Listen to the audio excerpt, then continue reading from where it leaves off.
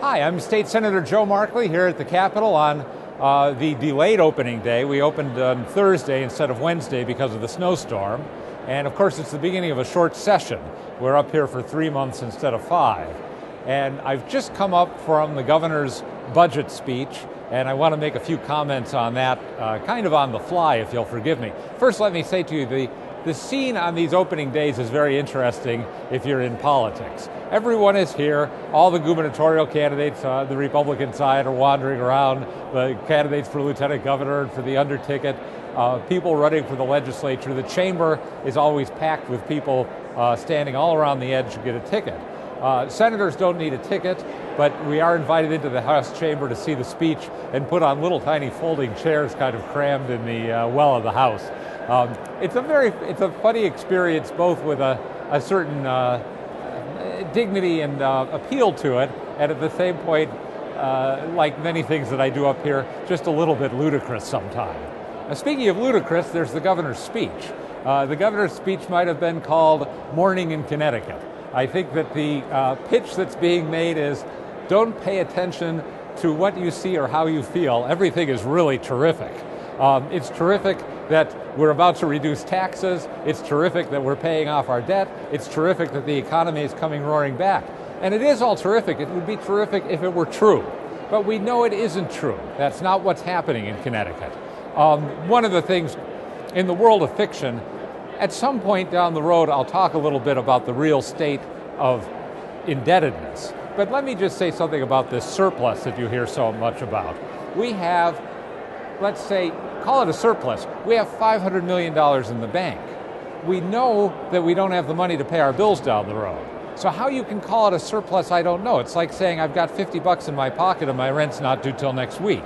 It's not a surplus. We're in trouble, and we remain in trouble. Our employment situation remains in trouble too. Governor Malloy came out with his plan, which is to send us all a check for $55.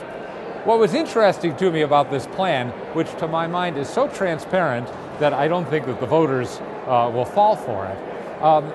The UConn economists tell him that if he gives $55 back to everyone, it will create 1,200 new jobs. So how many jobs were destroyed when he took $3.5 billion out of the Connecticut economy with the largest tax increase in history? We didn't hear a thing about job destruction when taxes went down. But when we get pocket change, then we're told that's going to create jobs. One other thing I want to bring up that he spoke about at some length was a large education proposal, which he said was going to be done thoughtfully. I mean, thoughtfully, it's the first we've heard of it. We've got a 3-month session. I don't know how it can become done thoughtfully. 5 main points. One is universal pre-kindergarten. Again, with the state, as usual, providing coercive incentives for the towns to adopt it. Towns should make their own decision about pre-K education. I don't see why it's in the state's interest to push this on the towns. And I think the track record on it is far from clear as to whether it's worth doing or not. The second thing is a proposal he says will make college more affordable. That's to start up savings accounts for kids at birth and having the state match up to a very low point the savings that parents put up into it. The funny thing about this is, to my mind, this has nothing to do with affordability. Affordability is how much does it cost. Affordability is not how do you pay for it. There's nothing there that addresses college affordability.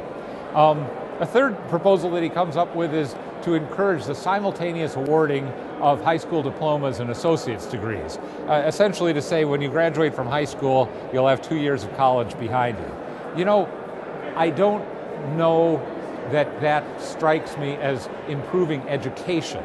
Education actually means learning something, not just being handed a piece of paper. And speeding up the process of handing out the paper doesn't make up for the class time that people are supposed to have for education.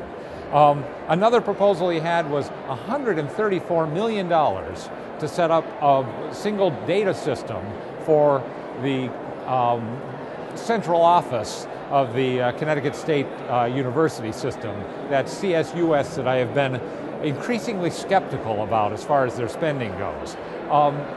Again, I don't know that that $134 million does anything to actually improve education. It's being spent to make it easier to count the beans that are being distributed among these regional colleges and community colleges. Finally, out of nowhere, he's proposed a buy one, get one free program for people who have dropped out of college and want to take classes. That if they take one class and pay for it, we'll give them another class for free. I have no idea what to think of that. I hope that we'll hear more about it and don't end up, as we so often do with these proposals, voting on it suddenly in the last day or two of the legislative session. You know, the governor quoted Teddy Roosevelt saying, "It's not the critic who counts, but those who strive to do great things." Like many things about Teddy Roosevelt, I think that's a rather dangerous quote. And I think that it's just as important to have people who scrutinize proposals as it is to have people who lay them on the table. And I have to say that I see my job at this point as looking as hard as I can at what the governor has laid out before us and seeing whether it makes sense, above all, for the taxpayers of Connecticut. And I'll try to keep you up to date on my efforts to do that. This is Joe Markley, State Senator from Southington, and thank you for your time.